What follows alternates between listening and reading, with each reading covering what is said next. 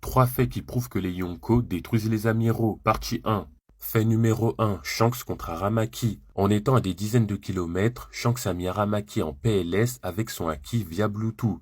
Il ne l'a même pas touché. Une simple pression mentale lui a suffi pour soumettre Aramaki. Aramaki était paralysé, il avait les mains en l'air, il transpirait, il criait de douleur, il avait la morve-au-nez.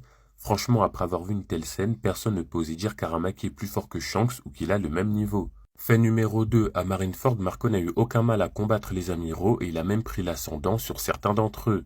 Et on a un databook qui nous confirme que Marco a combattu d'égal à égal les amiraux. Autrement dit, Marco égale amiral. Et ce même Marco, à Onigashima, lorsqu'il a été confronté à Big Mom, il a à peine pu lui tenir tête quelques secondes qu'elle l'a directement chopé par le cou. Ainsi, Big Mom montre clairement sa supériorité vis-à-vis de Marco en prenant l'ascendant sur lui en quelques instants. Et justement, les différentes prestations que Marco nous propose face aux amiraux et face à Big Mom nous prouvent tout simplement qu'un empereur comme Big Mom est supérieur aux amiraux.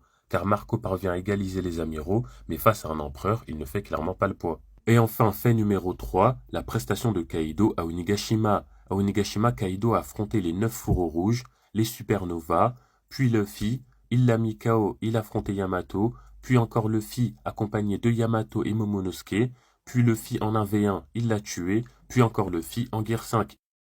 Et tout ça en portant l'île d'Onigashima. Kaido a littéralement combattu pendant plus de 50 chapitres non-stop. Et me faites pas jurer, mais aucun, je dis bien aucun amiral ne pourrait faire ça.